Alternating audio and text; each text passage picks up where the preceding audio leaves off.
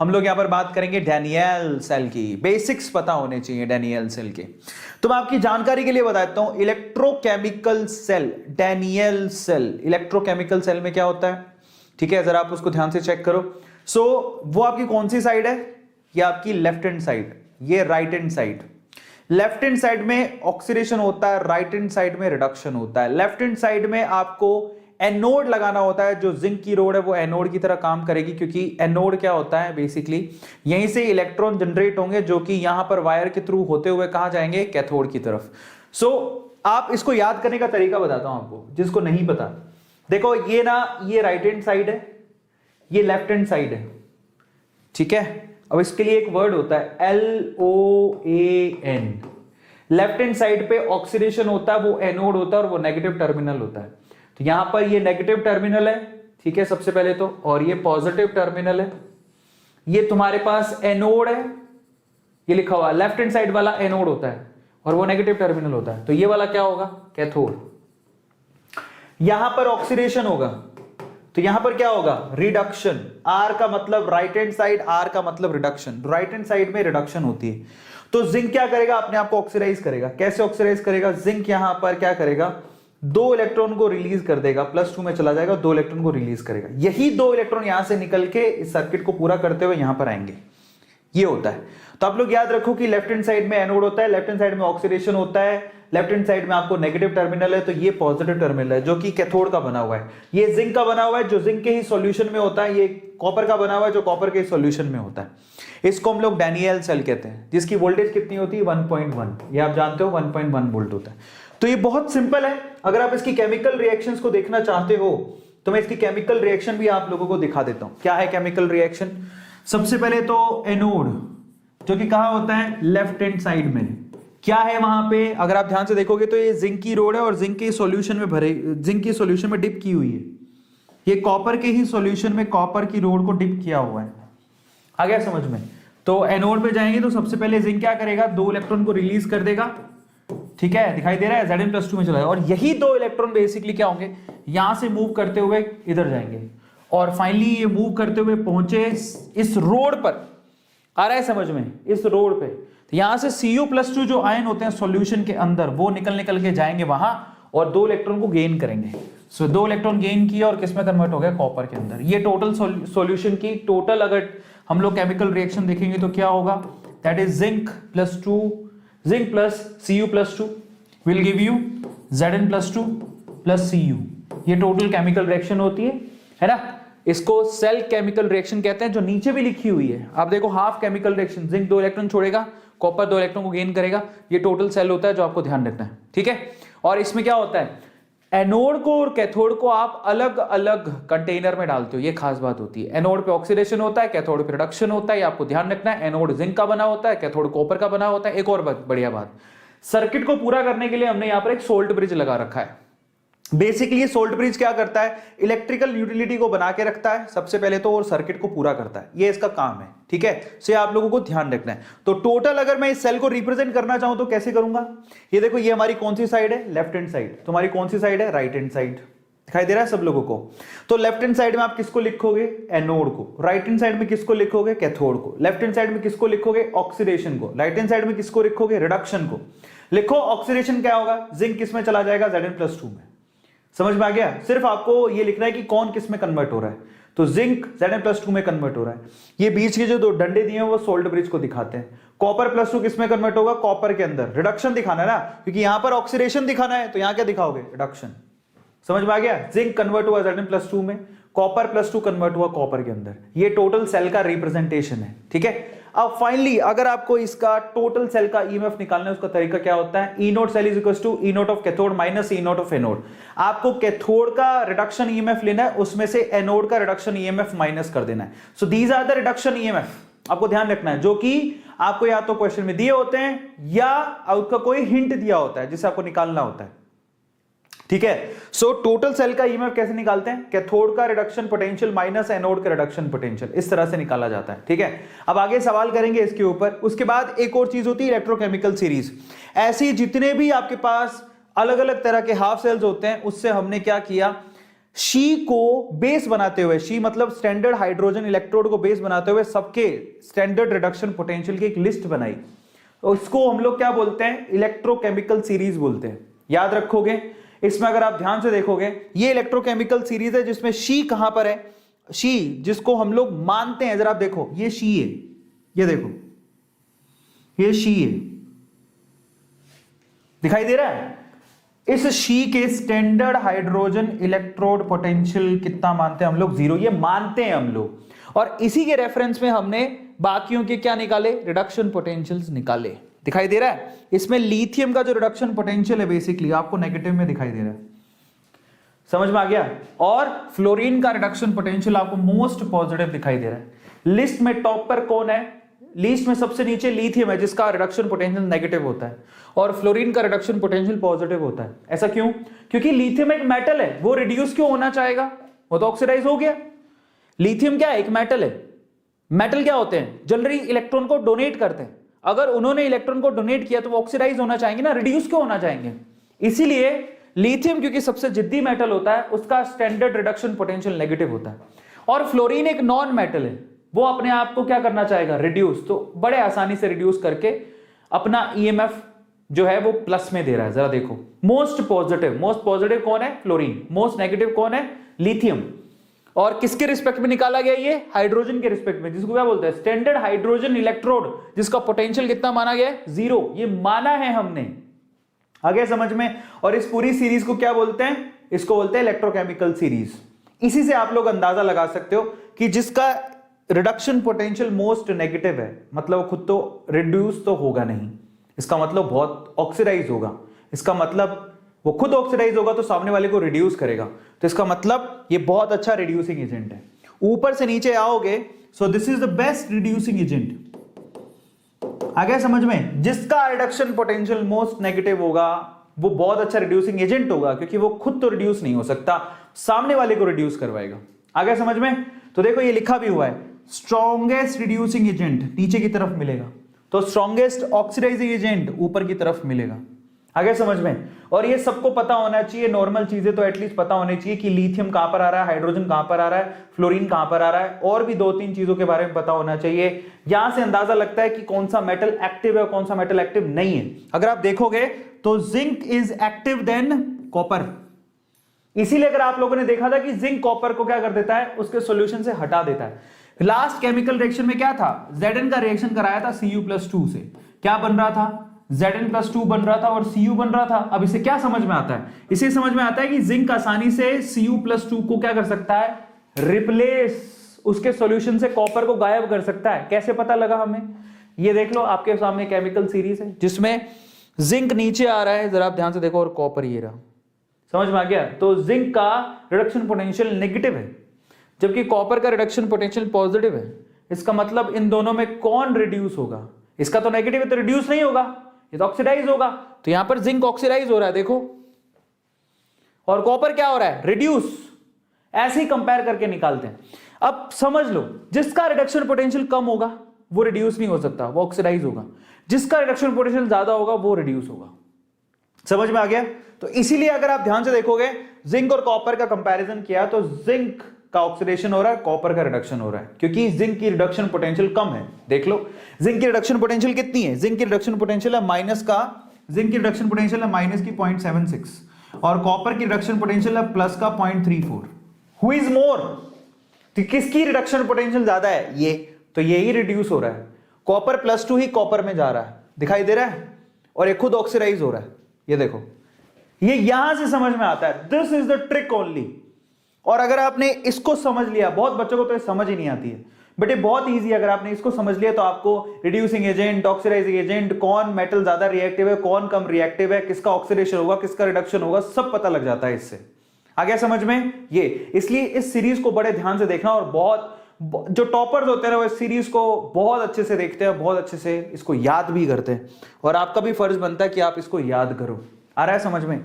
तो ये आपको ध्यान रखना, स्ट्रॉन्गेस्ट ऑक्सीडाइजिंग एजेंट ऊपर लिखा हुआ है, स्ट्रॉन्ग वीकेस्ट ऑक्सीडाइजिंग एजेंट नीचे है। मतलब ये स्ट्रॉन्गेस्ट ऑक्सीडाइजिंग एजेंट है, ये वीकेस्ट ऑक्सीडाइजिंग एजेंट। इसका उल्टा कर दो तो यहां पर स्ट्रॉन्गेस्ट रिड्यूसिंग एजेंट कौन होगा, लिथियम। स्ट्रॉन्गेस्ट के बाद वीकेस्ट रिड्यूसिंग एजेंट कौन है, फ्लोरीन। आपको ध्यान रखना, ठीक है, अब हम चलते हैं और आगे। नेक्स्ट है हमारे पास नर्स इक्वेशन। देखिए नर्स इक्वेशन, जो भी आप लोग ये इलेक्ट्रोकेमिकल सीरीज बनाए थे वो स्टैंडर्ड कंडीशन में बनाए थे, मतलब जहां पर टेम्परेचर 298 केल्विन होगा, प्रेशर 1 atm होगा, है ना, कॉन्सेंट्रेशन 1 कैपिटल M होगा। लेकिन अगर आपने कंडीशंस चेंज कर दी तो सेल का ईएमएफ चेंज हो जाएगा। इन दैट केस आपको नर्स इक्वेशन से ईएमएफ निकालना पड़ेगा। तो अगर मैं कहूं कि मान लो जैसे पहले लिया था, जिंक लिया था, कॉपर लिया था जो Zn+2 और उसमें कन्वर्ट हो रहा है, अगर यही chemical reaction, random chemical reaction ले लिया अगर मैंने, इन दैट केस अगर आपको पूरे सेल का ईएमएफ निकालना है तो कैसे निकालना पड़ेगा? That's very easy. अगर स्टैंडर्ड कंडीशंस ना हो, you have to follow Nernst equation. Nernst equation क्या है? अगर पूरे सेल का ईएमएफ निकालना है, ई सेल, तो फिर आपको क्या लेना पड़ेगा? सबसे पहले तो उसका रिडक्शन, पूरे सेल का रिडक्शन, स्टैंडर्ड रिडक्शन पोटेंशियल लेना पड़ेगा उसी सेल का। वो आप इलेक्ट्रोकेमिकल सीरीज से निकाल सकते हो, जैसे सारे वैल्यू दे रखी है आपको, क्वेश्चन में दिया हुआ होता है। -2.303, R है गैस कांस्टेंट, T है टेम्परेचर, N है number of electron participating, F है यहां पर फैरेड्स जिसकी वैल्यू होती है 96500।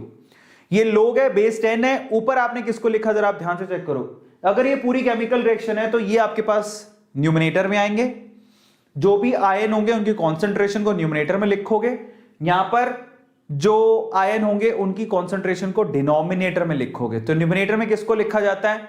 आपके प्रोडक्ट को। डिनोमिनेटर में किसको लिखा जाता है? रिएक्टेंट को। इसी को नर्स इक्वेशन कहते हैं। और अगर मैं यहां पर मान लो टेम्परेचर की वैल्यू को फिक्स कर दूं, सपोज टेम्परेचर 298 केल्विन हो, आर की वैल्यू ये है और एफ की वैल्यू 96500, अगर ये सारी वैल्यूज रख दूं उठा के, तो आपके पास एक और स्टैंडर्ड इक्वेशन बनेगी। और एक्चुअली इसी के ऊपर सवाल आते हैं, और वो क्या है? E cell is equals to E naught cell minus 0.059 by N।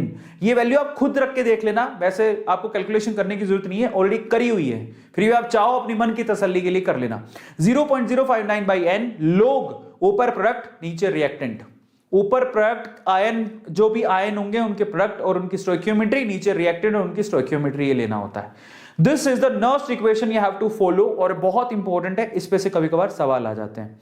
अब हम चलते हैं नर्स इक्वेशन एट इक्विलिब्रियम। अगर इक्विलिब्रियम स्टैब्लिश हो जाए, मान लो कई बच्चे कहेंगे सर, अब जरा ध्यान से समझना, मोहित कौन? बेटा ये वीडियो रिकॉर्डेड है, बेटा देख लेना, बार बार रिपीट करने से भी क्या होगा, ठीक है? ये मोहित कौन सर, फिर से लोग कैसे निकाले? लोग के लिए मैंने एक वीडियो बना रखी थी, अब हम इस सवाल भी करेंगे। ओवरऑल आपको क्या इक्वेशन याद करनी है?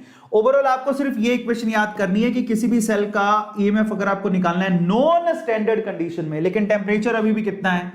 298 केल्विन टेम्परेचर है, तो आपको क्या लेना पड़ेगा? उसका स्टैंडर्ड ईएमएफ लेना पड़ेगा। अभी अपन सवाल सोल्व करेंगे, उससे ज्यादा समझ में आएगा, तो बेटर है तो क्वेश्चन देखना आप लोग, ठीक है? -0.059 1/n log बेस 10, ऊपर प्रोडक्ट की कॉन्सेंट्रेशन, नीचे रिएक्टेंट की कॉन्सेंट्रेशन, सिर्फ इतना ही याद करना है और कुछ नहीं। और अगर स्टोइकियोमेट्री दी हुई है तो आप स्टोइकियोमेट्री लिख देना, बस इतना ही करना होता है और कुछ नहीं है। ये इक्वेशन याद कर लो। अब इसमें क्या अगेन, कई बच्चों को तो आदत होती है, वो लगता है शादी एक बार हो जाएगी ना, पंडित जी को कहेंगे अगेन मुझे ऐसा लग रहा है, शादी पंडित जी के शादी तो हो गई बेटा, नहीं अगेन, वो एक बार और कर लेगा शादी, एक बार अगेन, वो 7 की जगह 21 फेरे लगाएंगे, again again again again again. तो जिनकी आदत है ना अगेन वाली, वो अगेन अगेन चलता रहता है। समझ में आ गया? चलो, तो अब हम लोग आगे बढ़ते हैं नर्स इक्वेशन इक्विलिब्रियम स्टेट पे। इक्विलिब्रियम का क्या मतलब होता है? इक्विलिब्रियम स्टैब्लिश जब हो जाए तो मतलब कॉन्सेंट्रेशन चेंज ही नहीं हो रही, इसका मतलब क्या हो गया? सेल काम करना बंद कर गया। समझ में आ गया? तो ई सेल की वैल्यू 0 रखनी है। तो अगर इक्विलिब्रियम पर इक्वेशन देखनी है तो आपको ई सेल का वैल्यू 0 रखना है, और ये जो लॉग डिनोमिनेटर न्यूमिनेटर ये एक्चुअली कांस्टेंट हो जाता है, क्योंकि कॉन्सेंट्रेशन तो चेंज हो नहीं रहा। अगर कॉन्सेंट्रेशन चेंज ही नहीं हो रहे तो इस पूरे को मैं क्या लिख सकता हूं? केसी, एक कांस्टेंट। इसको इक्विलिब्रियम कांस्टेंट कहते हैं, क्योंकि इक्विलिब्रियम क्या होता है? एक ऐसी पोजीशन होती है जहां पर सारी कॉन्सेंट्रेशन कांस्टेंट हो जाती है। तो इस चेंज ही नहीं आ रहा तो फिर मैं केसी लिख देता ना उसकी जगह पे। आया समझ में? तो अब अगर पिछली इक्वेशन में ई नोट की वैल्यू 0 रख दोगे, रखे ई सेल की वैल्यू अगर 0 रख दी, यही तो कंडीशन लगानी है। तो अब देखो क्या करोगे, आपके पास नर्स इक्वेशन क्या है? E cell which is equals to E note cell minus 0.0591/n log of Q बोलते हैं इसको, रिएक्शन कोफिशिएंट कहते हैं, जिसमें ऊपर प्रोडक्ट और नीचे रिएक्टेंट आता है, क्यू भी लिख सकते हो। अब आपको क्या करना है, इसकी वैल्यू तो 0 रखनी है, ये ई नोट सेल है, माइनस 0.0591/n log Q की जगह Kc लिखना है, खत्म। ऊपर लिखा हुआ रहा है इक्विलिब्रियम में क्या होता है। तो यहां से ई नोट सेल का वैल्यू किसके बराबर आ गया, E note cell is equal to 0.0591/n log of Kc, जिससे आप क्या कर सकते हो, Kc की वैल्यू निकाल सकते हो। आ गया समझ में। ये इक्विलिब्रियम पोजीशन पे नर्व्स इक्वेशन कैसे यूज करते हो मैंने आपको बता दिया। तो फाइनली ये है, ये इक्वेशन आपको याद रखनी है जो बहुत काम की है, ठीक है। अब हम चलते हैं और आगे। नेक्स्ट है हमारे पास अगला है Gibbs free energy and cell potential relationship. Gibbs free energy क्या होता है, डेल्टा जी। मतलब क्या होता है गिब्स फ्री एनर्जी का, उसका मतलब होता है बेसिकली कि यूजफुल काम करने के लिए आपके पास या सिस्टम के पास कितनी एनर्जी है।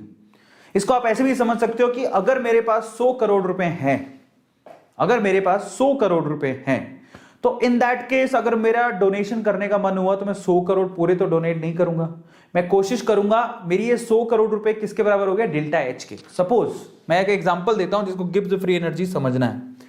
सपोज करो मेरे पास 100 करोड़ रुपए हैं, तो मेरा टोटल वर्थ है, इसको क्या बोलूंगा, डेल्टा एच। इसको बोलते हैं सिस्टम की एंथैल्पी। अगर 100 करोड़ रुपए, तो 100 करोड़ रुपए पूरे तो दान नहीं कर सकता मैं, आ गया समझ में। 100 करोड़ अगर मुझे दान करने हैं तो मैं पूरे दान नहीं करूंगा, मैं कहूंगा मैं अपनी फ्रीडम रखूंगा ताकि मैं अपनी बाकी बची हुई जिंदगी अच्छे से बिता लूं, मेरे बीवी बच्चे उनकी जिंदगी उनको अच्छे से बिता लूं, ठीक है। तो इन दैट केस 100 करोड़ रुपए पूरे तो खर्च नहीं करूंगा, तो मैं क्या करूंगा, उन 100 करोड़ रुपए से मान लो कि 20 करोड़ रुपए मैंने रख दिए, मतलब मेरी सेफ्टी के लिए। तो ये क्या हुआ, ये टी डेल्टा एस कहलाता है। मतलब अपनी सेफ्टी के लिए जो तुमने रखा, अपनी फ्रीडम खत्म नहीं हो जाए, इसको एंट्रोपी कहते हैं, फ्रीडम खत्म नहीं हो जाए। तो 100 करोड़ में से 20 करोड़ रख ली, बाकी 80 करोड़ रुपए मैंने क्या कर दिया, डोनेट कर दिया। अब ये 80 करोड़ जो डोनेट किए हैं, बेसिकली 80 करोड़ डोनेट करने के लिए काम है, यूजफुल काम करने में यही एनर्जी, इसी को बोलते हैं डेल्टा जी। तो अगर कोई पूछे कि डेल्टा जी क्या होता है, delta G is the energy of the system which is used to do useful work. अगर आप यूजफुल काम करना चाहते हो तो गिब्स फ्री एनर्जी से काम होता है वो, ठीक है। सिस्टम अपनी एंट्रोपी को खर्च नहीं करता है, अपनी एंथैल्पी में से एंट्रोपी को बचा के रखता है और गिब्स फ्री एनर्जी को यूज करता है। अब गिब्स फ्री एनर्जी और सेल पोटेंशियल में क्या रिलेशन होता है, जरा आप उसको चेक कर लो। तो आप जो भी काम करेगा उसमें एनर्जी खर्च होगी। तो आप इसका क्या मतलब हुआ, delta G is equals to, देखो जो भी वर्क हुआ बेसिकली उसमें एनर्जी खर्च होगी, तो वर्क हुआ तो एनर्जी खर्च होगी। तो delta G equals to minus W, जो भी वर्क होगा उसमें एनर्जी खर्च होगी, और वो भी खर्च हो रही है तो माइनस का साइन भी लगाओगे, तो डब्ल्यू इक्वल्स टू क्या होगा, minus delta G. Is this clear. अच्छा, और इलेक्ट्रिकल वर्क क्या होता है, अगर कोई पूछे इलेक्ट्रिकल वर्क क्या होता है, या डेल्टा जी इक्वल्स टू क्या लिख सकता हूं, minus of W, minus of, अब डब्ल्यू इलेक्ट्रिकल वर्क कैसे लिखते हैं, अगर कहीं इलेक्ट्रॉन ट्रांसफर हुए तो इलेक्ट्रिकल वर्क को कैसे लिखा जाता है, कितने इलेक्ट्रॉन ट्रांसफर हुए, कितना पोटेंशियल था, और उसको कन्वर्ट करो, फैरेड से मल्टीप्लाई कर दो, यही तो हुआ, माइनस ऑफ एनएफई। देखो तो दोबारा समझा देता हूं, आप जो भी काम करोगे उसमें एनर्जी खर्च होगी, समझ में आ गया। तो जितनी एनर्जी खर्च हुई है वो काम करने में हुई है, क्योंकि खर्च हो रही है तो माइनस का साइन भी लगाओगे। अब डेल्टा जी की वैल्यू किसके बराबर हो गई, माइनस ऑफ डब्ल्यू के, या W equals to minus delta G, तो डेल्टा जी की value minus W. Electrical work को कैसे लिखा जाता है, कितने इलेक्ट्रॉन ट्रांसफर किए कितने चार्ज पे, चार्ज को कैसे लिखोगे, E इंटू एफ, समझ में आ गया। तो basically minus n F E, ये रिलेशन हो गया डेल्टा जी का। So delta G is equal to क्या हो गया, minus of N F E, इतना तो फेरेड इतने पोटेंशियल पे उसने आपने उसको ट्रांसफर किया है, ये मतलब निकलता है। तो ये रिलेशन हो गया। तो अगर आप सीधा देखना चाहते हो तो दिस इज द रिलेशन जो आपको ध्यान रखना, delta G nought is equal to minus of N F E nought, that is the relation between delta G nought and E nought. अब जिसको ढंग से थोड़ी बहुत बेसिक क्लियर होती है उसको रट्टा मारने की जरूरत नहीं पड़ती। एन क्या है, नंबर ऑफ इलेक्ट्रॉन जो कि ट्रांसफर किए जा रहे हैं, एफ क्या है, फेरेड 96500, ई नॉट क्या है, रिडक्शन पोटेंशियल है जो आप अभी निकाल के आए हो। तो ये डेल्टा जी नॉट को अगर आप बदलना चाहो, ई नॉट की वैल्यू, अब आप ई नॉट सेल की वैल्यू निकाले थे थोड़ी देर पहले, याद है आप लोगों को, ई नॉट सेल किस में निकाले थे, इक्विलिब्रियम में, थोड़ी देर पहले निकाल के आए थे। अगर वो वैल्यू रख दूं तो 2.303 RT log of Kc, equilibrium पे ई नॉट की वैल्यू निकाल के आए हो तुम लोग, बस वही वैल्यू उठा के मैंने रख दी। तो डेल्टा जी नॉट किसके बराबर होगा, minus of 2.303 RT log of Kc, निकाल के आए थे ना थोड़ी देर पहले, ये देखो जिसको नहीं याद, ये निकाल के आए थे, ये रहा ई नोट सेल की वैल्यू क्या होती है? -0.059 by N log of KC. याद है या भूल गए हो? बस ये वैल्यू उठा के रखी है मैंने, और कुछ नहीं। चलो तो अब हम आगे चलते हैं। ये हमारे गिब्स एनर्जी और उनमें रिलेशन हो गया, ठीक है। अब एक और बात बता देता हूं, this is the relation between delta G nought and E nought of cell. Yes, अब आप ध्यान से समझना, अगर ई नॉट सेल की वैल्यू पॉजिटिव हुई, इसकी वैल्यू पॉजिटिव हुई, तो डेल्टा जी की वैल्यू क्या होगी? नेगेटिव। ई नॉट सेल की वैल्यू पॉजिटिव हुई तो डेल्टा जी की वैल्यू नेगेटिव होगी। इसका अब पॉजिटिव होने का मतलब क्या है? सेल काम करेगा। सेल की ईएमएफ अगर पॉजिटिव है तो सेल काम करेगा। तो इसका मतलब जो केमिकल रिएक्शन होगी स्पॉन्टेनियस होगी, अपने आप होने वाली। जब सेल काम करेगा तो रिएक्शन उसके अंदर अपने आप हो रही है। और ये आपको पता होना चाहिए, थर्मोडायनामिक्स की तुमने पढ़ा है, जब डेल्टा जी की वैल्यू नेगेटिव होती है तो सिस्टम स्पॉन्टेनियस होता है। अब आप खुद ही सोचो, जब सिस्टम अपनी एनर्जी खर्च कर रहा है, इसका मतलब वो खुद ही केमिकल रिएक्शन को कंडक्ट कराने की कोशिश कर रहा है, तो स्पॉन्टेनियस हो गया। तो ई नोट की वैल्यू जब पॉजिटिव होती है तब डेल्टा जी की वैल्यू नेगेटिव होती है और केमिकल रिएक्शन स्पॉन्टेनियस होती है। बट जब ई नोट की वैल्यू नेगेटिव होगी, रख दो, अगर ई नोट की वैल्यू नेगेटिव रख दो तो नेगेटिव, और नेगेटिव क्या हो जाएगा? पॉजिटिव। तो डेल्टा जी की वैल्यू पॉजिटिव हो जाएगी। तो केमिकल रिएक्शन उसमें जो परफॉर्म हो रही है वो नॉन स्पॉन्टेनियस होगी, अपने आप नहीं होगी वो। क्लियर हो गया? क्योंकि इसमें सेल की value, E cell value, cell की वैल्यू नेगेटिव है, सेल काम ही नहीं कर रहा, तो आपको करवाना पड़ेगा। समझ में आ गया? इसमें तो सेल खुद काम कर रहा है, पॉजिटिव है, इसमें सेल काम ही नहीं कर रहा, तो आपको करवाना पड़ेगा, तो नॉन स्पॉन्टेनियस हो गया, ठीक है। अब हम चलते हैं और आगे, ठीक है। और अगर ई नॉट सेल की वैल्यू 0 तो गिब्स एनर्जी भी 0 होगी, और यहां पर ये क्या करेगा? रिएक्शन क्या है? इक्विलिब्रियम पर। जब दोनों की वैल्यू 0 तो रिएक्शन इक्विलिब्रियम पे कहलाती है। अब हम चलते हैं और आगे। नेक्स्ट टॉपिक हमारे पास conductance of electrolytic cell, and that's very simple. अगर कंडक्टेंस ऑफ इलेक्ट्रोलाइटिक सेल देखे तो कंडक्टेंस को लिखा जाता है G से। किससे लिखा जाता है? G से। जैसे रेजिस्टेंस को R से लिखा जाता है, कंडक्टेंस को किससे लिखा जाता है? G से। अब फॉर्मूला याद रखना, आपको भी पता है, देखो रेजिस्टेंस का फॉर्मूला क्या होता है? That is rho L by A। तो रेजिस्टेंस का उल्टा ही तो कंडक्टेंस होता है, तो ये इसलिए तो किया 1/R। कंडक्टेंस का मतलब क्या? Reciprocal of resistance. तो रेजिस्टेंस का उल्टा ही तो करना है। ये देखो A/ρL उल्टा कर दिया, समझ में आ गया? ये मतलब निकलता है उसका। और 1/ρ को कप्पा कहा जाता है। 1/ρ को क्या कहा जाता है? कप्पा। इसको याद करना बेहद आसान है, कई लोगों को क्रिटिकल लगता है बट कुछ है नहीं। इसको याद करने के लिए आप ऐसे समझ लो, मैं आपको सीधे सीधे शब्दों में समझाऊं कि रेजिस्टेंस की वैल्यू क्या होती है? रो L बाई A। ये तो तुम पढ़ोगे, रेजिस्टेंस की वैल्यू ये होती है। अब अगर कंडक्टेंस निकालना है मेरे को, जिसको हम लोग G भी कहते हैं, जो उसमें लिखा है देखो, जैसे G, कंडक्टेंस को G कहते हैं, तो वो होता है 1/R। किसके बराबर हो गया? ये हो गया। इसका जस्ट उल्टा करना है, तो ये A ऊपर चला गया, L नीचे आ गया, और 1/ρ। ये रो अगर रेजिस्टिविटी है तो 1/ρ कंडक्टिविटी होगा। रो अगर रेजिस्टिविटी है तो 1/ρ क्या हो गया? कंडक्टिविटी। रेजिस्टिविटी का उल्टा। इसको कैसे लिखोगे? G is equals to A by L, और 1/ρ को लिखा जाता है कप्पा। रेजिस्टिविटी को कप्पा कहा जाता है, तो एक कप्पा हो गया, ठीक है। अब मजे की बात, अगर कोई सेल है आपके पास, ये कोई सेल है सपोज, और इसी की कंडक्टिविटी की बात हो रही है। अब यहां पर इन दोनों इलेक्ट्रोड के बीच का लेंथ A मान लेते हैं, और यहां का एरिया लेंथ L मान लेते हैं, एरिया A मान लें, तो इसका एक सेल कांस्टेंट होता है जिसको X कहते हैं, L बाई A। समझ में आ गया? अब यहां पर क्या लिखा हुआ है? A by L। तो G इज इक्वल टू क्या होगा? X into K। ये क्या इक्वेशन निकल के आया? जरा ध्यान समझना। G माने होता है कंडक्टेंस, X होता है सेल कांस्टेंट, K माने कप्पा। कई लोग कप्पा की जगह G स्टार भी लिखते हैं, ठीक है, तो वो आपकी मर्जी है, आप तो कैसे भी लिख लो। तो ये टोटल रिएक्शन है, टोटल इक्वेशन है जो आपको ध्यान रखनी है। नाउ दैट्स वेरी इंपॉर्टेंट, और यही आपको याद रखनी होती है। अगर आप लोगों को इस पे न्यूमेरिकल करने हैं तो इक्वेशन आपको पता होनी चाहिए। अब इसकी यूनिट क्या होती है कंडक्टेंस की? अगर रेजिस्टेंस की यूनिट पूछूं तो ओम, तो इसकी क्या होगी? ओम इनवर्स, या साइमन कहते हैं इसको। समझ में आ गया? ये आपको ध्यान रखना है। अब मजे की बात देखो, अगर आप लोगों ने ध्यान से समझना, अगर सिस्टम को डाइल्यूट किया, समझ में आ गया, और सिस्टम को डाइल्यूट किया, अंदर पानी भरते रहे, तो आयन को घूमने की जगह मिलेगी, जिससे कंडक्टेंस बढ़ती है।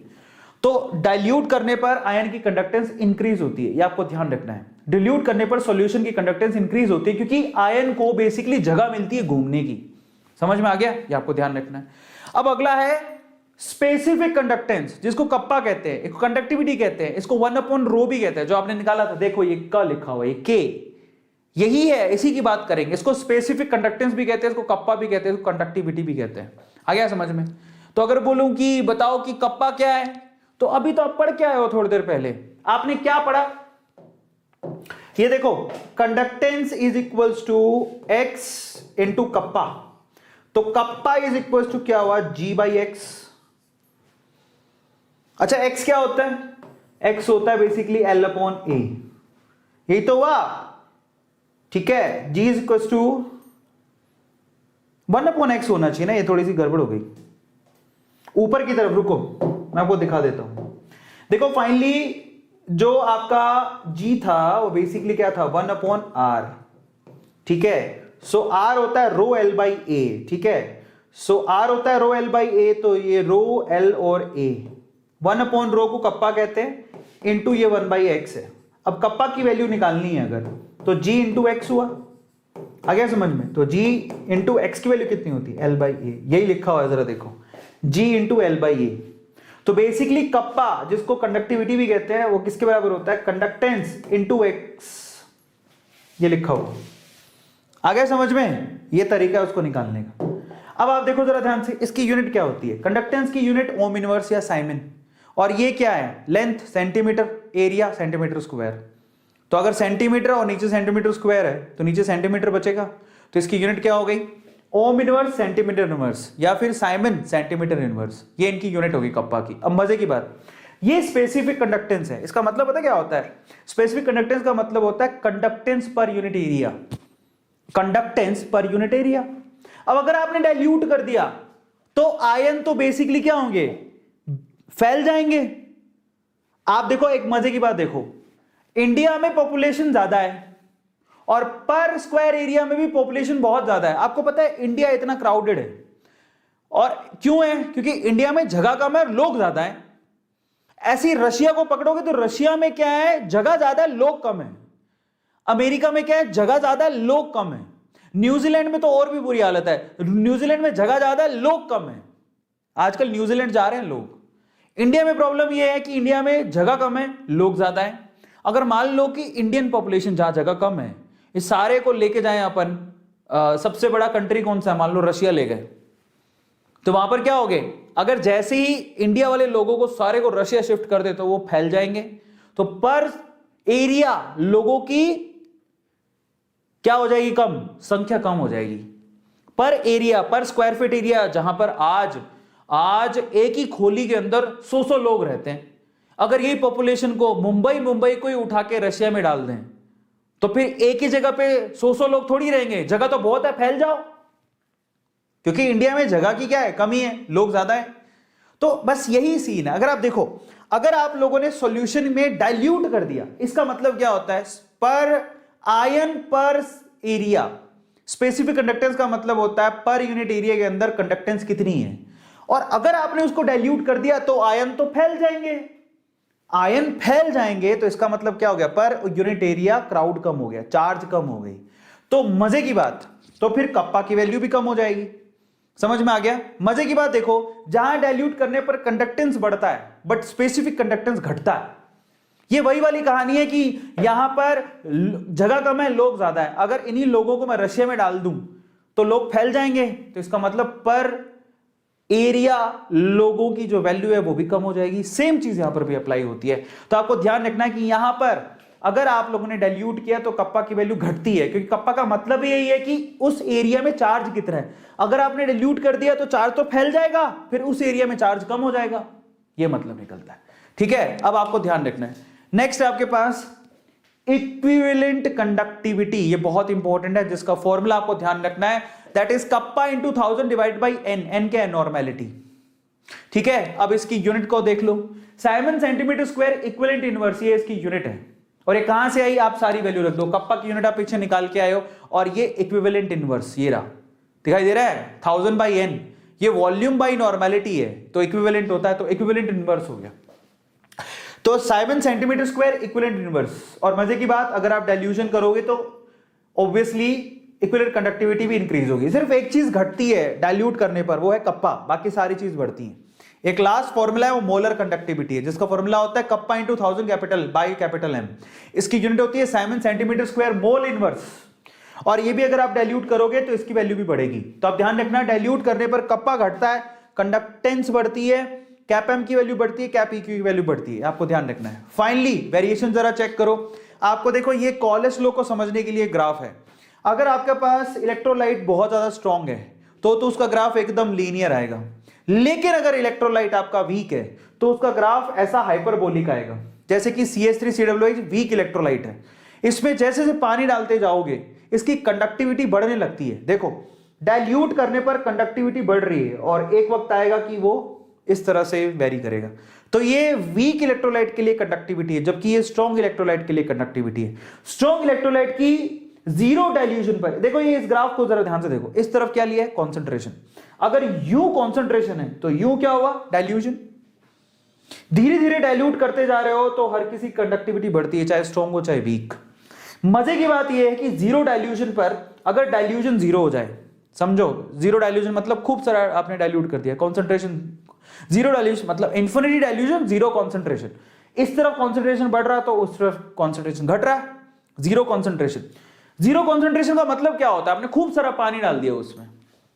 तब देखो अगर आप जीरो कॉन्सेंट्रेशन की तरफ जाओगे तो आप स्ट्रॉन्ग इलेक्ट्रोलाइट की जीरो कॉन्सेंट्रेशन पर कैप एम की वैल्यू निकाल सकते हो, ये जहां पर काटेगा वो वैल्यू निकाल लोगे, लेकिन वीक के केस में नहीं निकाल सकते। इसीलिए हम लोग, क्योंकि ये काट ही नहीं रहा, अगर जैसे जैसे आप पानी मिलाते जाओगे ये काटेगा ही नहीं कभी वाई एक्सिस को, ये तो उसके पैरेलल चला जाएगा। इस केस में हम लोग कॉलेस लॉ को इस्तेमाल करते हैं। क्लियर हो गया? तो आप लोगों को ध्यान रखना है कॉलेस लॉ इसी केस में इस्तेमाल होता है। कॉलेस लॉ इस पूरे चैप्टर का सबसे आसान टॉपिक है, जिसमें वैल्यू दी हुई होती है और आपको सिर्फ इक्वेशन को देख के, आप मॉलिक्यूल को देख के आपको सिर्फ वैल्यू को ऐड या सबस्ट्रैक्ट करना होता है और कुछ नहीं। कॉलेस लॉ ये कहता है आपसे, सिंपल भाषा में बताऊं, कॉलेस लॉ ये कहता है आपसे कि अगर आप देखो जरा इंफिनिटी डाइल्यूशन पर CH3COOH की मोलर कंडक्टिविटी निकालना चाहते हो तो आपको क्या करना है, इंफिनिटी डाइल्यूशन पे CH3COO- की कंडक्टिविटी ले लो प्लस इंफिनिटी डाइल्यूशन पे H+ की कंडक्टिविटी ले लो, जोड़ दो, इनकी वैल्यू दी हुई होती है, आपको क्वेश्चन से देखना होता है। इसको इन्फिनिट डाइल्यूशन भी कहते हैं या फिर जीरो कॉन्सेंट्रेशन भी कहते हैं। आप इन्फिनिट की जगह जीरो भी लिख सकते हो, बस दोनों का मतलब अलग अलग होता है, कहने का तरीका अलग अलग होता है।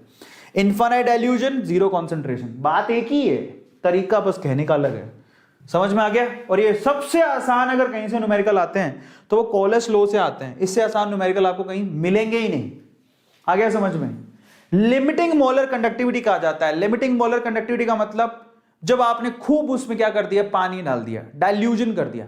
इनफाइनाइट डाइल्यूजन या फिर जीरो कॉन्सेंट्रेशन कंडक्टिविटी भी कहा जाता है, और वो अलग अलग आयंस के कंडक्टिविटी को ऐड करके आता है और कुछ नहीं है। आप ये क्वेश्चन में दिया होता है, इनकी वैल्यूज आपको ऐड कर दो। सबसे आसान अगर कोई न्यूमेरिकल होता है तो वो कॉलेस लॉ के न्यूमेरिकल्स होते हैं, जिसमें डेटा दिया होता है, आपको सिर्फ ऐड और सब्सट्रैक्ट करना होता है। आप पॉजिटिव का डेटा उठाओ, नेगेटिव का डेटा उठाओ, दोनों को जोड़ दो, आपको उसका आंसर मिल जाएगा। इस तरह से इनको करना होता है। क्लियर है सब लोगों को? चलिए अब एप्लीकेशन ऑफ कॉलेस लॉ, ये लास्ट टॉपिक है। कॉलेस लॉ की एप्लीकेशन में क्या कर सकते हो, आप किसी भी वीक इलेक्ट्रोलाइट की कैप एम की वैल्यू निकाल सकते हो इनफाइनाइट डाइल्यूशन पे। आप डिग्री ऑफ डिसोसिएशन भी निकाल सकते हो, यानी अल्फा की वैल्यू निकाल सकते हो, और आप यहां पर के की वैल्यू भी निकाल सकते हो। अब ये फॉर्मूले क्या है जरा आप उसको चेक कर लो। अगर आप वीक इलेक्ट्रोलाइट के केस में कैप एम नॉट, अगर ये वैल्यू आपको निकालनी है CH3COOH के लिए, तो तरीका बताता हूं आपको। एग्जाम में क्या दिया होगा, न्यूमेरिकल एग्जाम में दिया होगा, HCl का कैप एम नोट का वैल्यू दिया होगा, NaCl का कैप एम नोट का वैल्यू दिया होगा, और CH3COONA का दिया होगा। अब आप सोचो आपको किसका चाहिए, आपको CH3COOH का चाहिए। ढूंढो ये कहां है, ये तो है ही नहीं है। क्या ये यहां पर है? अगर आप देखोगे कि ये चीज यहां लिखी है, नहीं, लेकिन अलग अलग मिलेगी। बताओ कहां है CH3COO, कहां है, ढूंढो। ये CH3COO ये रहा, ये चाहिए आपको, तो इसकी वैल्यू ले लो, पर उसके साथ में Na फ्री में आ रहा है, वो हम बाद में माइनस कर देंगे। 91 ले लिया, और क्या चाहिए, एक H है, H कहां है, ये रहा H, ये चाहिए आपको, ऐड कर लो। पर अब आपको क्या नहीं चाहिए, ये देखो 426 ऐड कर लिया। अब आपको क्या नहीं चाहिए, वो माइनस करना पड़ेगा आपको। क्या नहीं चाहिए आपको, क्या आपको Na चाहिए था? नहीं। क्या आपको Cl चाहिए था? नहीं। तो ये NaCl का दे तो रखा है, माइनस कर दो। समझ में आ गया? ये देखो, इससे आसान क्या होएगा, ये लो, 23 की वैल्यू निकल गई, 91 प्लस 426 माइनस 126, इतना आसान। समझ में आ गया? Na नहीं चाहिए था, Cl नहीं चाहिए था, NaCl का माइनस कर दो उठा के, इससे बच्चों जैसे सवाल कभी मिलेंगे नहीं आपको। समझ में आ गया? ये तरीका होता है इसको सोल्व करने का।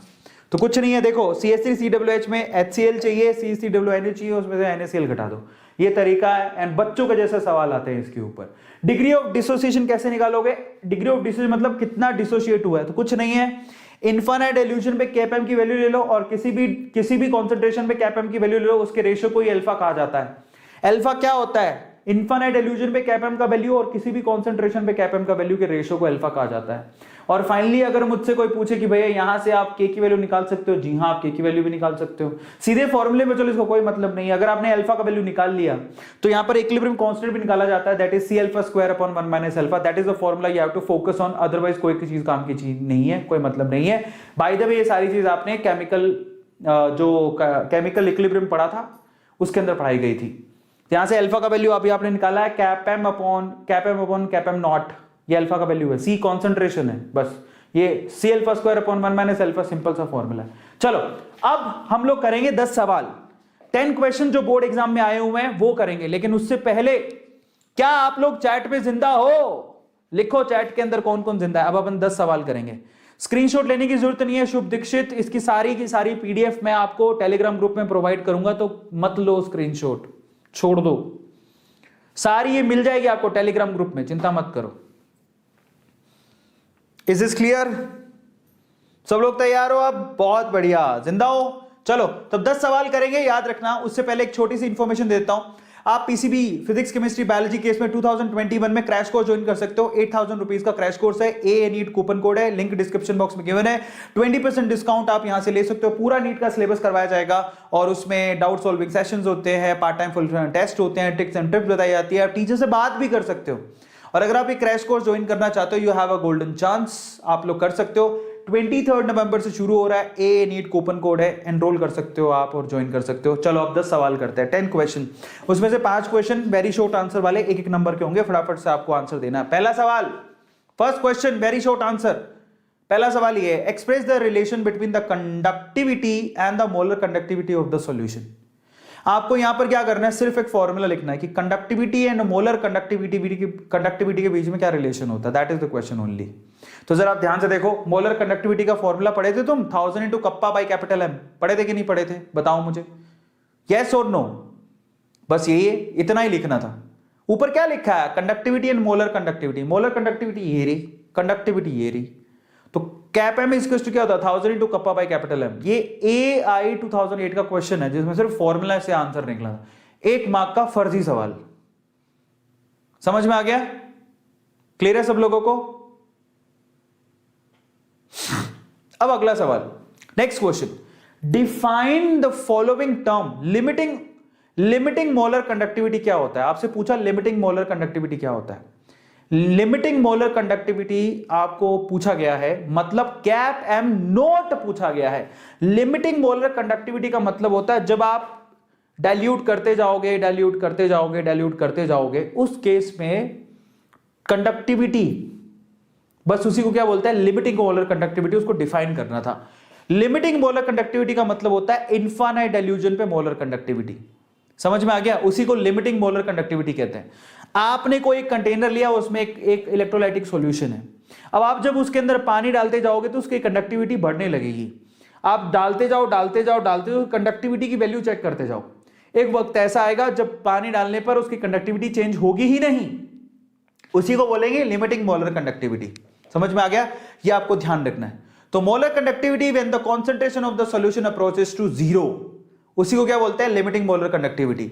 लिमिटिंग मोलर कंडक्टिविटी मतलब जब डाइल्यूट कर दिया सिस्टम को, कंसंट्रेशन टेंड टू बी 0 कर दिया, कंसंट्रेशन टेंड टू बी 0, कि कंसंट्रेशन 0 हो जाए, पानी डालते गए उसके अंदर, उसी को लिमिटिंग मोलर कंडक्टिविटी कहते हैं।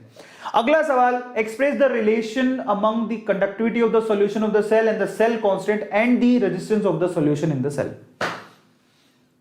Express the relation between the conductivity यानी कि kappa of the cell constant x and the resistance of the cell. अभी किए थे तुम लोग थोड़ी देर पहले, क्या निकाले थे रिलेशन, पढ़े थे तुम लोग। So kappa is equal to क्या होता है, conductance into cell constant. Conductance का जस्ट उल्टा होता है 1/r, जानते हो ना, 1/r is equal to conductance. So kappa is equal to 1/r into L/A, that is the relation. Is this clear? ये रिलेशन आपको लिख के आना था। तो आपसे पूछा कि conductivity, resistance and cell constant के बीच में रिलेशन बताओ, तो ये यही है, और जिसको फॉर्मूला याद है बड़े आसानी से कर लेगा। ठीक है, अब अगले सवाल पर चलते हैं, और यहां पर ये सारी चीजें आपको बता दी हैं। अब चौथे सवाल पर चलो, फोर्थ क्वेश्चन कहता है what is the effect of dilution on conductivity. अगर डाइल्यूट करोगे सेल को तो कंडक्टिविटी पे क्या फर्क पड़ेगा, कंडक्टिविटी डिक्रीज होगी। पढ़ के आए थे तुम, कंडक्टेंस बढ़ती है, कैप एम का वैल्यू बढ़ेगा, कैप इक्यू का वैल्यू बढ़ेगा, लेकिन कंडक्टिविटी घटती है, क्योंकि कंडक्टिविटी का मतलब ही क्या होता है, molar conductance for 1 ml solution, molar conductance for 1 ml solution. 1 ml solution में कंडक्टेंस कितनी है, समझ में आ गया, उसी को कंडक्टिविटी कहते हैं। और अगर आपने डाइल्यूट किया तो चार्जेस फैलेंगे, समझ में आ गया। मैं उसको एग्जांपल के थ्रू समझाता हूं, जरा आप देखो। मान लो कि मेरे पास यहां पर जरा आप चेक करना, 1 लीटर पानी है, इसमें चार्जेस हैं टोटल 4, कितने हैं 4, 1 लीटर पानी में 4 चार्ज है। तो बोलूं कि बताओ कि यहां पर कंडक्टिविटी कितनी है, तो 4 चार्जर पर लीटर, 4 चार्जेस पर लीटर, ये कंडक्टिविटी होगी। अगर मैंने ऊपर से 1 लीटर पानी और डाल दिया, यहां पर देखो कंडक्टिविटी के की वैल्यू क्या होती है, 4 चार्ज पर लीटर। अब अगर मैंने 1 लीटर पानी और डाल दिया और फिर मैं आपसे पूछूं कप्पा की वैल्यू बताओ, अब 4 चार्ज 2 लीटर में होंगे, तो यहां पर कप्पा की वैल्यू आ रही है 4, यहां पर कप्पा की वैल्यू आ रही है 2, घट गई ना, आया समझ में। मैंने एक बार 4 चार्ज 1 लीटर में डाले तो कप्पा की वैल्यू कितनी हो गई 4। जब मैंने 4 चार्ज 1 लीटर में डाल रखे तो मैंने 1 लीटर पानी ऊपर से और डाल दिया, तो फिर कप्पा की वैल्यू घट गई। क्यों, अभी 4 चार्ज 2 लीटर पानी में है, तो कप्पा की वैल्यू कितनी हो गई 2, घट गई ना कप्पा की वैल्यू।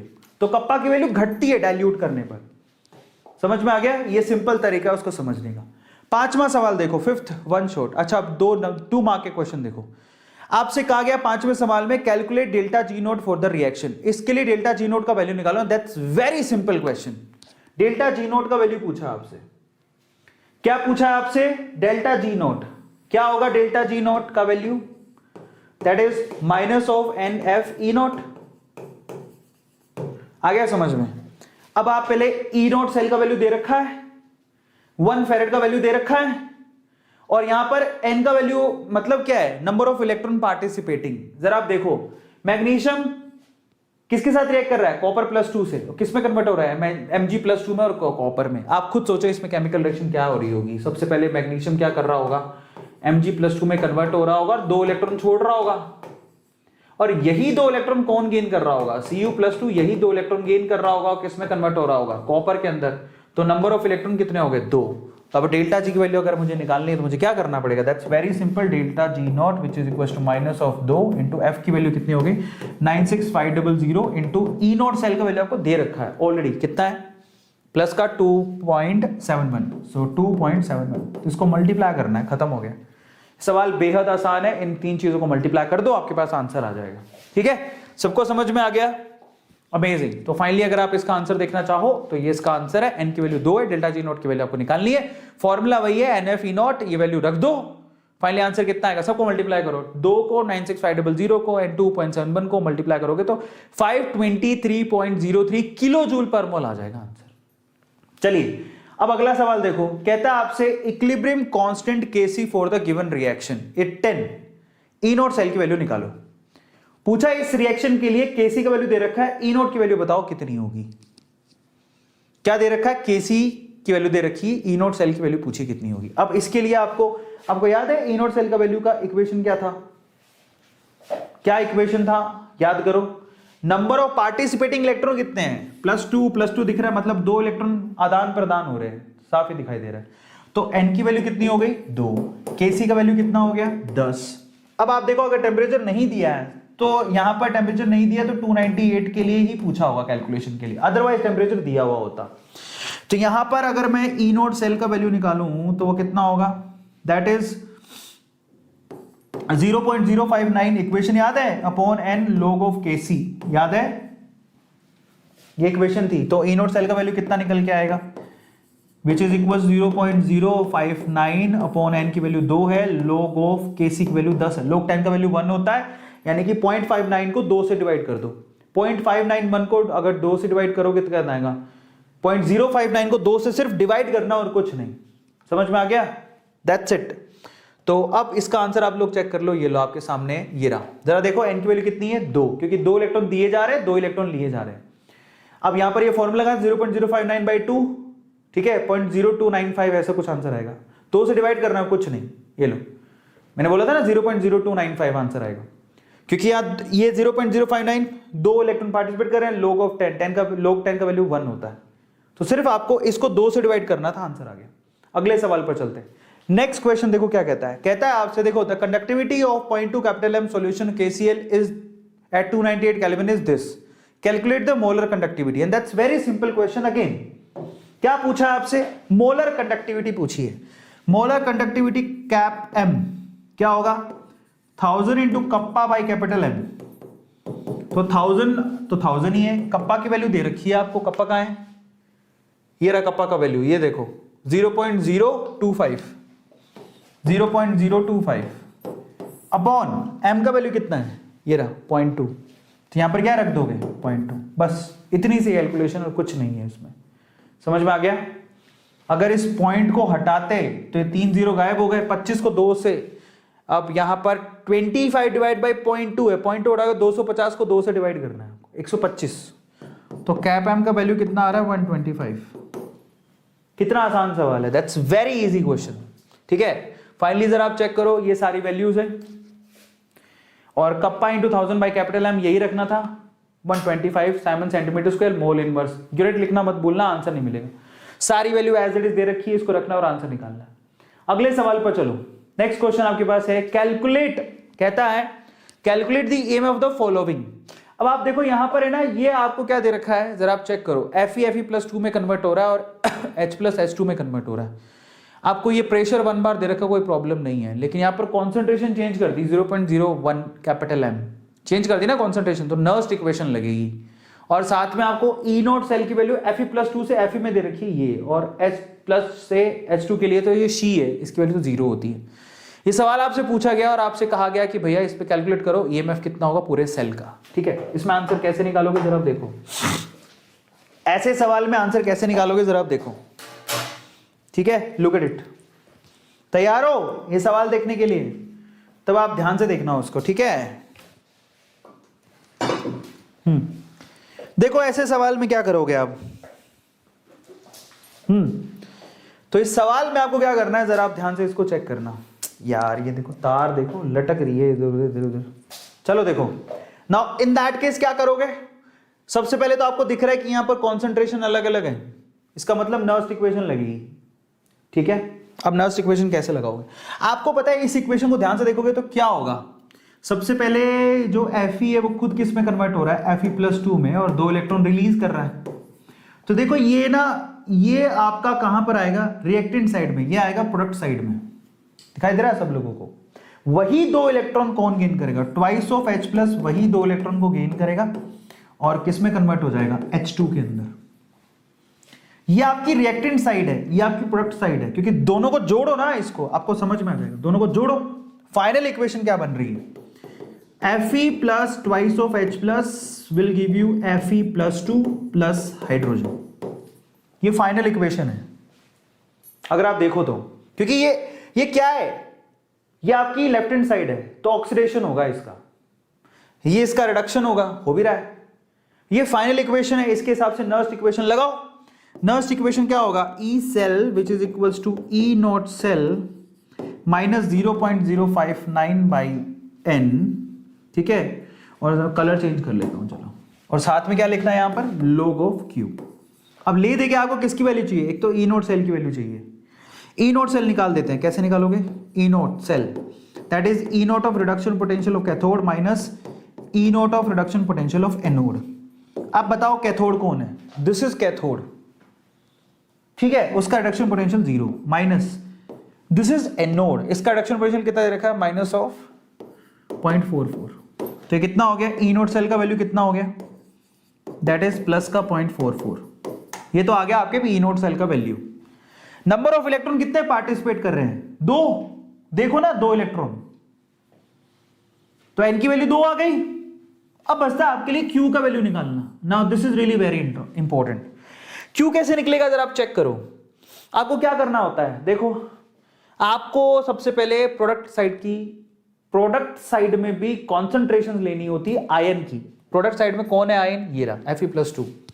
Fe+2 की कॉन्सेंट्रेशन कितनी दे रखी है, ये रहा, तो ये होगा 0.001।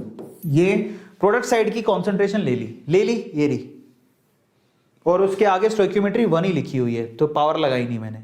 फिर आओ इस तरफ किसको लिखना होता है, ये देखो आगे गैस भी दे रखी है पर इसका प्रेशर 1 है, तो लिखे नहीं लिखे कोई मायने नहीं रखता, लिख भी दोगे तो मल्टीप्लाई बाय 1 करना है, कोई फर्क नहीं पड़ना उससे।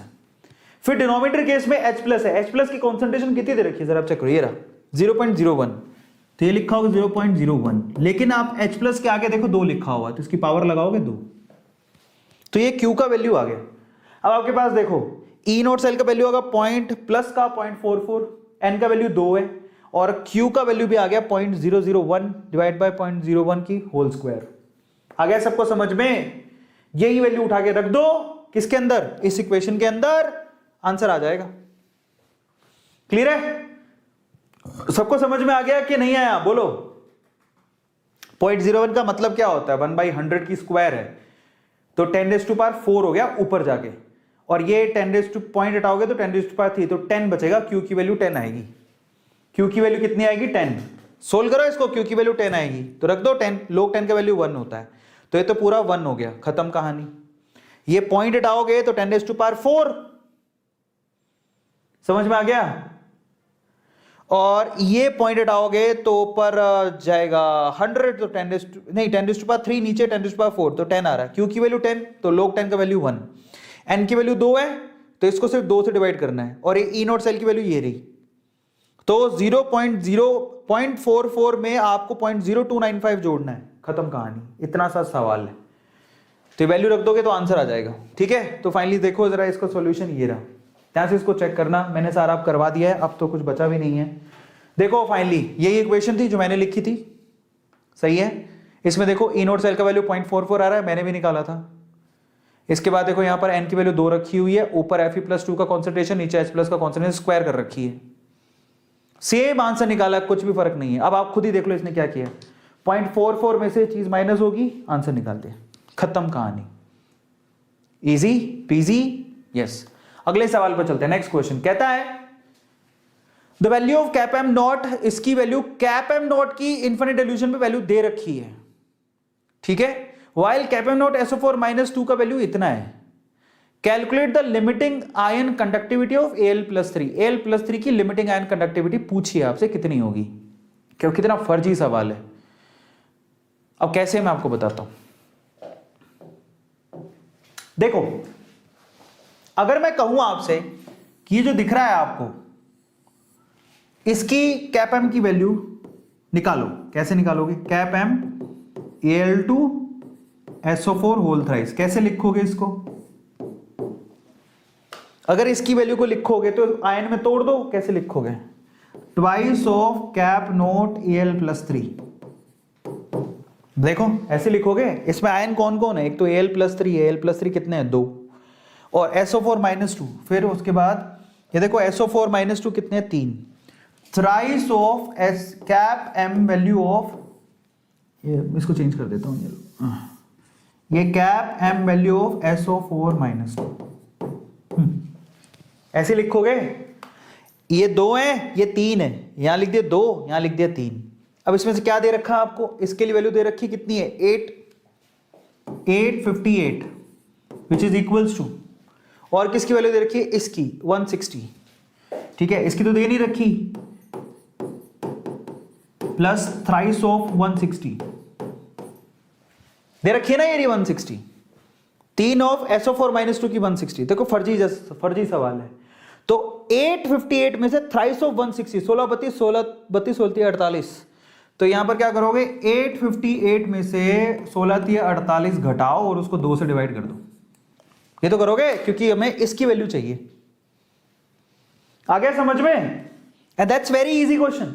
तो 858 480 यानी कि 2500 300 एंड देन 58, तो 358 60 78, 378 को 2 से डिवाइड कर दो, 378 को 2 से डिवाइड कर दो, तो 300 का होता है 150, 78 का आधा कितना होता है, 70 का आधा 35, तो 78, अच्छा 39, ठीक है। तो 150 प्लस 39, 150 प्लस 39, 60, 70, 80, 189, ये लो, इतना आंसर आना चाहिए मेरे ख्याल से। अब चेक करते हैं, मैंने तो वर्बल कैलकुलेशन कर दी बिना कैलकुलेटर के। चलो चेक कर लेते हैं कहीं गलती तो नहीं करी। अब देखो ये वही है, ध्यान से देखना जो मैंने किया। ये कितना है, twice of this, thrice of this. इसकी वैल्यू दे रखी है, इसकी वैल्यू दे रखी है, ये देखो वही आंसर निकालेगा। 858 में थ्राइस ऑफ 160, ठीक है, 2 से डिवाइड करोगे, ये रहा। आहा अल्लाह, सर को सुपरमैन हो गए, 189 बिना कैलकुलेशन के निकाल दिया, बल्ले बल्ले। ऐसे बोलो टन टन टन टन, मेरे कसम से नहीं देखा हुआ था, मजाक नहीं कर रहा हूं। आपको लगे मैंने देखा होगा, 189 निकाला आंसर, कसम से नहीं देखा हुआ। सर जी शक्तिमान हो गए बिना लाल चड्डी पहने हुए। अब कई लोग समझ नहीं आया क्या है इसके अंदर, रिपीट रिपीट लिखे। कई लोग तो आदत इतनी होती है रिपीट रिपीट रिपीट। साहिल सिंह बेटा तू शादी में भी रिपीट बोला ना तो पंडित तुझे मार डालेगा, सच बता रहा हूं। तुम 7 चक्कर लगाओगे, उसके बाद तुम बोलोगे रिपीट, मैं तो रिपीट करूंगा, मैं तो हर बार रिपीट करता आया हूं, मैं तो 7 चक्कर के बाद 7 चक्कर और लगाऊंगा। अरे कुछ नहीं है, जरा देखो इसको लिखोगे कैसे। 2 बार एल्यूमिनियम दे रखा है, 3 बार आपको SO4 दे रखा है, इसकी वैल्यू दे रखी है, इससे बचकाना सवाल नहीं मिलेगा तुम्हें। फिर भी रिपीट बोलते हैं बच्चे, क्या है इसके अंदर राम जाने। अब आते हैं लार्ज आंसर, 5 नंबर का लास्ट सवाल है। क्या पूछा गया आपसे, पूछो देखो कैसे करो। कहता है आपसे conductivity of this capital M acidic acid this. Conductivity दे रखी है 7 सेंटीमीटर, कप्पा की value. Calculate the molar conductivity cap M for the acidic acid. एक minute, calculate its molar conductivity if, molar conductivity calculate करनी है, ठीक है। Conductivity यानी कि ये दे रखी है आपको, ये सॉल्यूशन का क्या दे रखा है पॉइंट, ये सॉल्यूशन का कॉन्सेंट्रेशन है और ये कप्पा की वैल्यू दे रखी है, कॉन्सेंट्रेशन प्लस कप्पा दोनों दे दिया। Calculate its molar conductivity if capital M not for acidic acid is what is the dissociation constant. ये क्वेश्चन आपसे पूछा है, बहुत ही क्लासी क्वेश्चन है ये, ठीक है, बहुत बढ़िया सवाल है ये। समझ में आया सबको। अब यहां पर है ना थोड़ी लैंग्वेज की प्रॉब्लम जरूर हो सकती है, मुझे भी थोड़ी फील हो रही है, पर आप इसमें क्या दे दिया, कंडक्टिविटी ऑफ दिस 7 सेंटीमीटर में से कप्पा की वैल्यू दे रखी है, ये कप्पा है, ये कॉन्सेंट्रेशन है।